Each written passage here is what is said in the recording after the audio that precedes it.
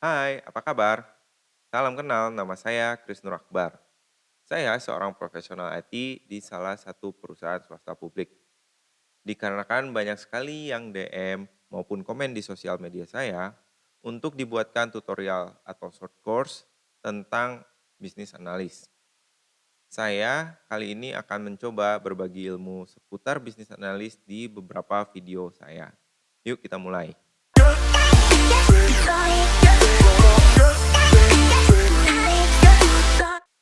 Apa itu bisnis analis? Sebelum itu kita definisikan terlebih dahulu apa itu bisnis analysis. Bisnis analysis adalah serangkaian tugas dan teknik yang digunakan dalam bekerja sebagai penghubung di antara para pemangku kepentingan atau stakeholders untuk memahami struktur, kebijakan, dan proses suatu operasi dalam sebuah organisasi dan merekomendasikan solusi yang memungkinkan dijalankan oleh organisasi tersebut untuk mencapai tujuannya. Sampai di sini paham ya? Lalu, bisnis analis adalah pelaku dari bisnis analisis. Jadi, bisnis analis adalah orang yang melakukan bisnis analisis ya. Nah, bisnis analis ini sebenarnya cukup luas cakupannya. Namun, untuk kali ini konteksnya adalah bisnis analis yang rekomendasi solusinya berupa produk teknologi IT. Bisnis analis ini pada umumnya disebut IT business analyst. Oke, sampai di sini sudah paham ya apa itu bisnis analisis dan juga apa itu bisnis analis. Jadi jangan sampai salah paham ya. Oke, kita lanjut ke slide berikutnya. Nah, di sini ada jenis dari bisnis analis.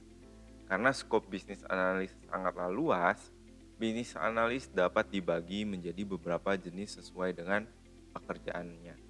Berikut jenis-jenis bisnis analis. Yang pertama, bisnis proses analis adalah BA yang bekerja untuk menganalisa proses bisnis di sebuah organisasi. Biasanya, kalian akan membaca dan memahami sebuah proses bisnis existing atau as is dengan bisnis proses to be atau sesuai yang diinginkan oleh user.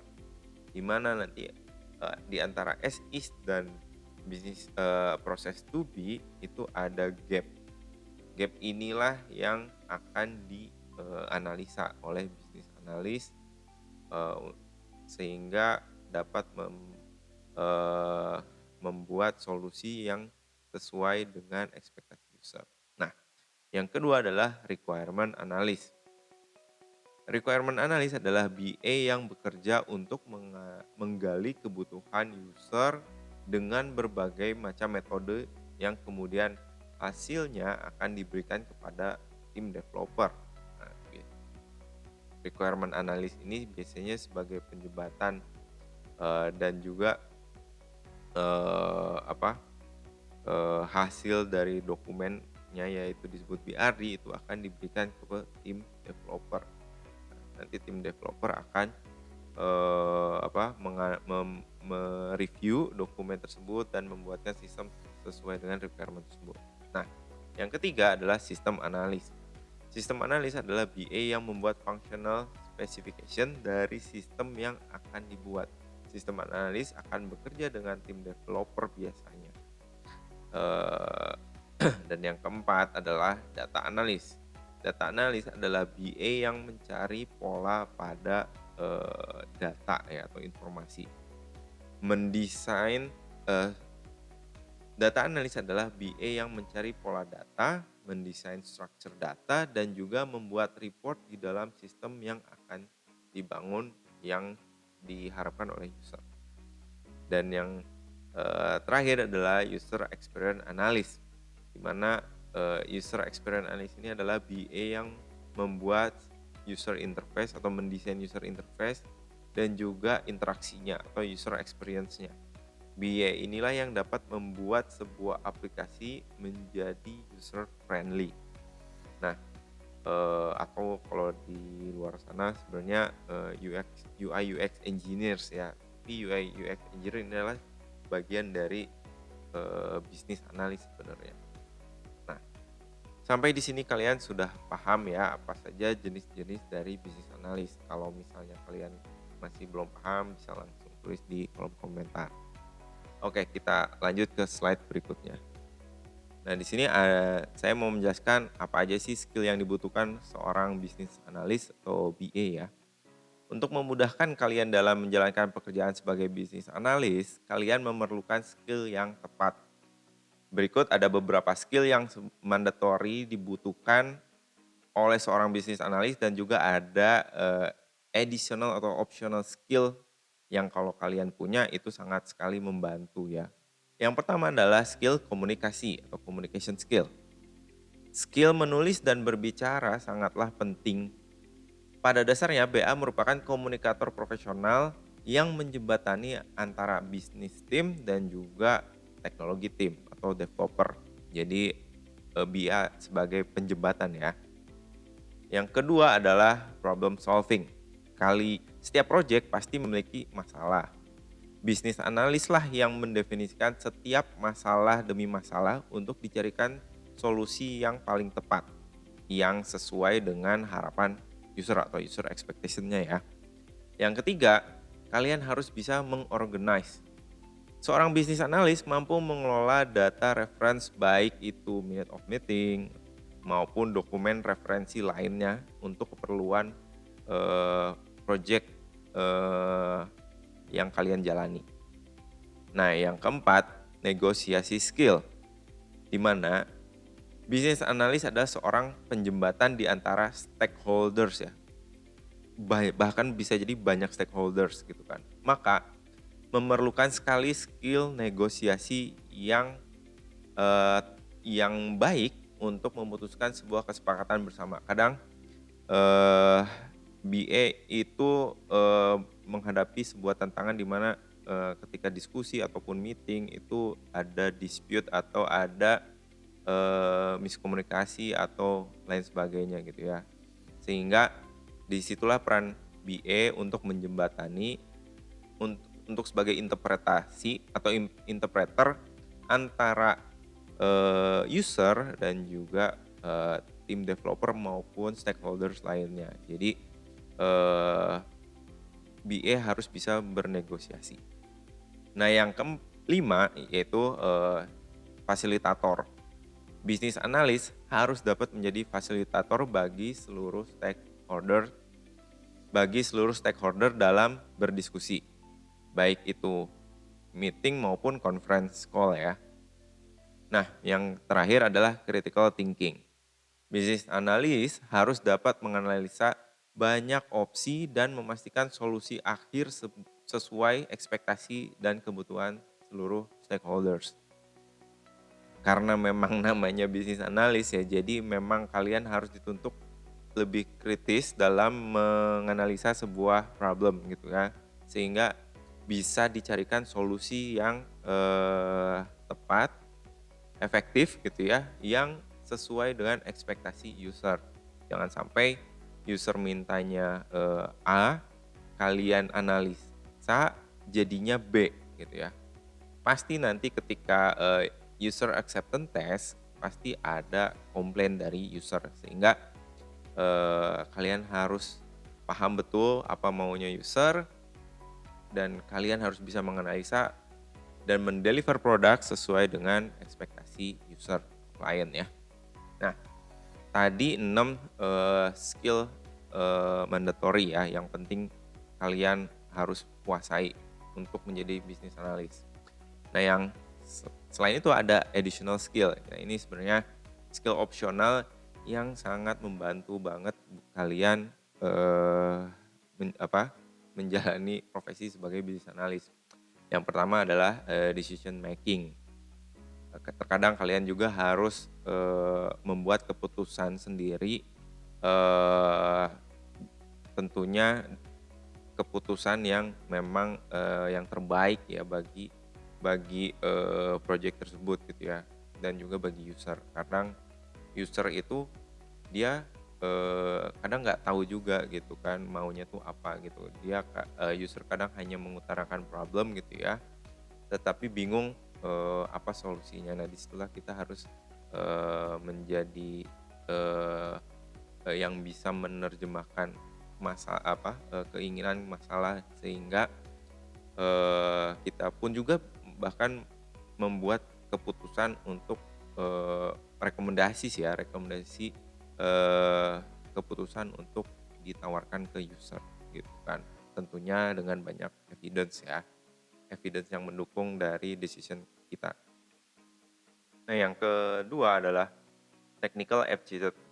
Nah, ini sebenarnya bisnis analis ini diwajibkan untuk bisa cepat untuk mempelajari sebuah teknologi, baik itu software maupun teknologi IT lainnya ya. Jadi kalian dituntut untuk mudah memahami, mudah belajar teknologi baru dan lain sebagainya. Jadi ini sangat membantu kalian karena bisa jadi project yang kalian akan kerjakan bisa jadi kalian belum tahu knowledge-nya apa-apa gitu kan. Jadi kalian harus bisa cepat belajar. Nah, yang ketiga adalah skill dokumentasi gitu kan. Karena bisnis analis itu pasti banyak membuat beberapa dokumen, tentunya ada dokumen utama seperti business requirement document atau BRD, di mana di dalam BRD itu kalian akan membuat eee sebuah rumusan gitu ya, di mana ada eee, functional requirement, non functional requirement, dan lain sebagainya ya. Nanti di video berikutnya akan dijelaskan lebih detail terkait business requirement dokumen bagaimana membuatnya. Jadi, ini kita bisa lanjut di video berikutnya untuk yang dokumentasi. Dan yang keempat adalah visual modeling. Nah, kalian harus bisa membuat sebuah model atau model diagram ya, bisa seperti flowchart, wireframe, use case diagram, UML diagram dan lain sebagainya, BPMN, eee activity diagram. Intinya apapun itu model kalian harus bisa kuasai. Sebenarnya visual modeling ini membantu kalian untuk mendefinisikan user story atau requirement dari user, bisnis proses dan sebagainya ke dalam sebuah model diagram yang bisa bisa dibakukan sehingga ketika orang lain membaca diagram tersebut mudah untuk dipahami dibandingkan membaca ceritanya ya atau user story-nya. Jadi kalian harus bisa membuat visual modeling. Ini sebenarnya nggak harus semua, jadi ada beberapa visual modeling yang wajib, misalnya seperti business process model notation atau BPMN, flowchart yang umum banget ya, flowchart, dan juga wireframe ya. Wireframe untuk bikin mockup dengan low fidelity. Oke, nah yang selanjutnya adalah relationship building.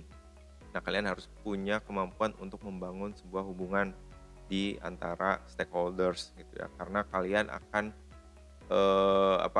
akan berkomunikasi intens dengan para stakeholders, sehingga kalau misalnya kalian tidak membangun sebuah relationship yang baik, itu akan sulit kalian menggali semua informasi atau kebutuhan dari stakeholders. Sehingga penting banget kalian harus bisa membangun relationship di antara stakeholders gitu ya. Dan yang selanjutnya adalah self managing. Kalian harus bisa independen atau mandiri dalam mengelola tasking, eee eee, janji dengan user dan lain sebagainya, ataupun project planning dan lain sebagainya. Kalian harus bisa mengorganize itu, harus bisa mandiri dan juga proaktif, sehingga jangan sampai kalian nunggu dihubungi, kalau bisa kalian harus bisa menghubungi lebih dahulu. Itu sangat membantu dalam, mengejar progres, dan juga pastinya user satisfaction pun akan, tinggi ya kalau misalnya kalian bisa melakukan self managing dan proaktif. Lalu yang terakhir ini, unik banget, tapi ini, dari pengalaman yang saya, eee, lalui gitu ya, dari hampir semua project gitu ya. Thick skin atau muka tebal itu sangatlah membantu kalian sebenarnya, eee, bukannya malu-maluin, tapi thick skin itu kalian kemampuan kalian harus bisa menerima kritik atau feedback yang, tentunya dipilih-pilih ya, di mana yang kritik membangun, mana yang kritik ya atau nyinyir, hanya nyinyir itu nggak usah dihiraukan. Cari feedback atau kritik yang memang membangun, yang memang, baik baik baik itu baik untuk diri sendiri maupun untuk, projeknya yang sedang kalian jalani. Dan janganlah, ya kalau bisa sebisa mungkin janganlah defensif gitu ya, ataupun baper ya, bawa bawa perasaan, perasaan pribadi itu jangan jangan dicampur adukan karena, eee, dari setiap project yang saya jalani pasti aja ada, gemes-gemesnya lah ya. Jadi, kalau sebisa mungkin kalian harus bisa bermuka tebal, ya nggak ya ibaratnya nggak baperan sih intinya, dan welcome untuk dikritik, eee, sejauh itu memang positif. Nah, kurang lebih itu, skill business analyst baik yang mandatory ada di dalam, kalian maupun yang additional skill yang sangat-sangat membantu kalian, bekerja sebagai business analyst. Oke, kita lanjut ke next berikutnya. Nah, di sini, eee, ini sebenarnya banyak sekali yang bertanya gitu kan, apakah saya bisa, eee, menjadi business analyst gitu atau siapa saja sih sebenarnya yang bisa menjadi seorang business analyst.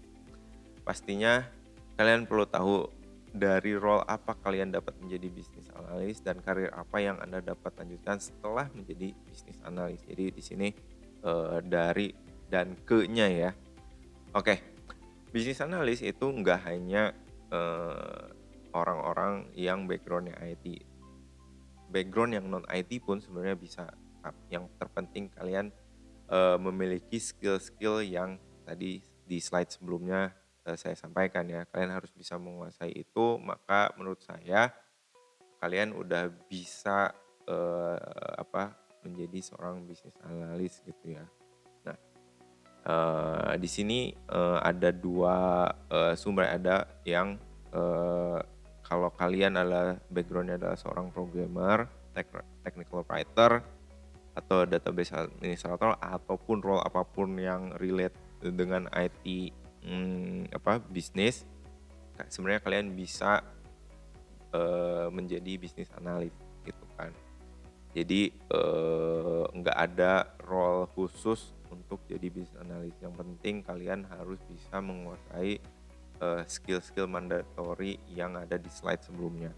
Nah, lalu yang non IT pun sebenarnya bisa, karena faktanya di beberapa perusahaan itu ada, seorang business analyst, IT business analyst yang sebenarnya background-nya bukan IT. Tapi dia biasanya, punya ketertarikan dengan dunia IT, dia mempelajari beberapa ilmu seputar IT, tentunya yang ada di slide sebelumnya, skill-skill tersebut. Nah, biasanya, orang-orang tersebut, eee, menguasai hal tersebut sehingga dia bisa menjadi bisnis analis gitu kan. Jadi kadang, saya menghadapi ada beberapa rekan kerja gitu, di mana dia, eee, apa, ada yang secara technical IT-nya kuat, tapi dari segi, bisnis, proses knowledge-nya, nggak terlalu kuat gitu ya, tapi itu bisa jadi business analyst.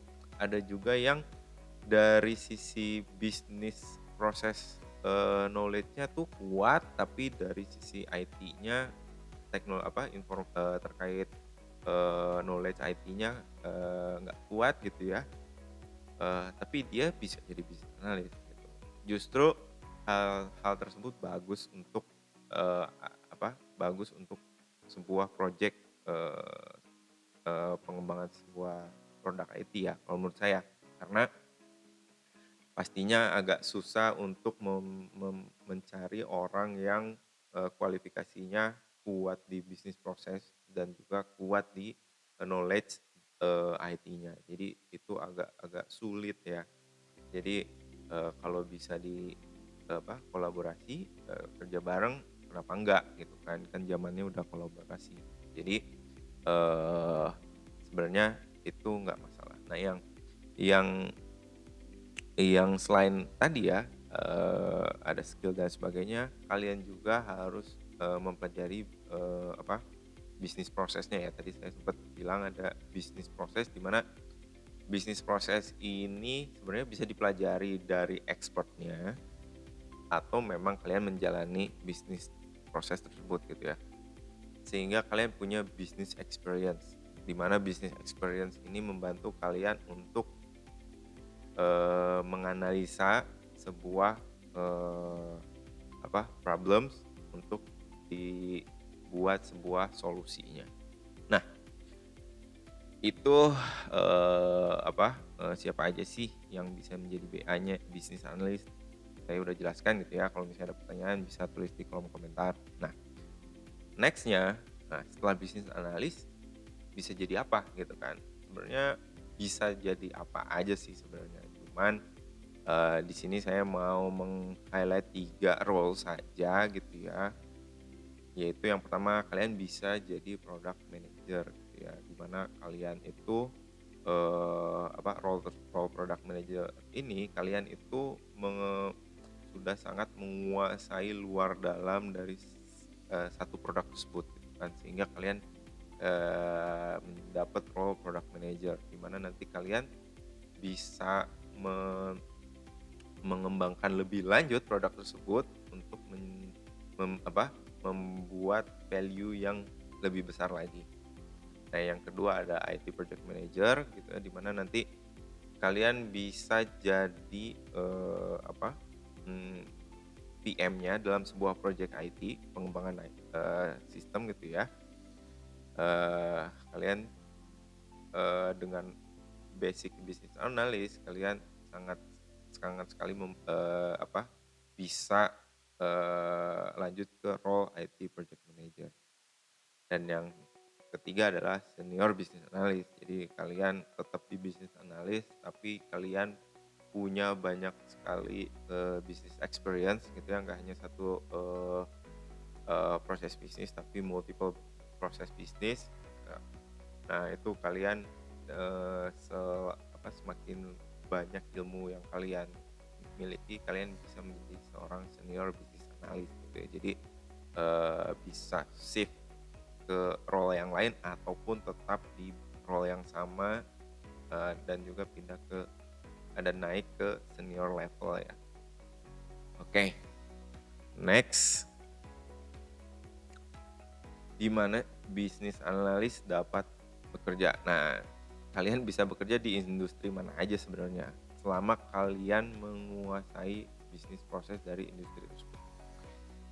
Sebenarnya kalau misalnya kalian junior business analyst, kalian bisa saja masuk dulu baru belajar ya. Jadi duduk dulu baru dididik gitu ya, bukan dididik dulu baru duduk gitu ya. Karena kan ada 2 pendekatan. Jadi intinya kalian bisa bisa, bisa ke industri apa aja, mau itu energi, materials, industrials, utilities, healthcare, financial, consumer discretionary, consumer staples, information technology, communication service, or real estate, kalian tetap bisa apa bekerja di semua industri, karena pasti setiap industri membutuhkan seorang business analyst untuk mengembangkan atau untuk membuat sebuah analisa dari problem jadi solusi gitu ya. Jadi apa kesempatannya tuh besar banget sih untuk business analyst, dan memang sejauh ini dari pengalaman saya untuk mencari seorang business analyst itu sangatlah sulit gitu ya. Mungkin karena di Indonesia nggak umum gitu ya, kalau programmer lah atau DBA dan security engineer dan sebagainya sih itu kayak udah banyak banget gitu ya. Tapi kalau business analyst itu agak agak susah kalau menurut saya ya sejauh ini. Atau mungkin kalian kalau misalnya ada seorang business analyst mungkin bisa hubungi saya ya, barangkali kita bisa bekerja sama.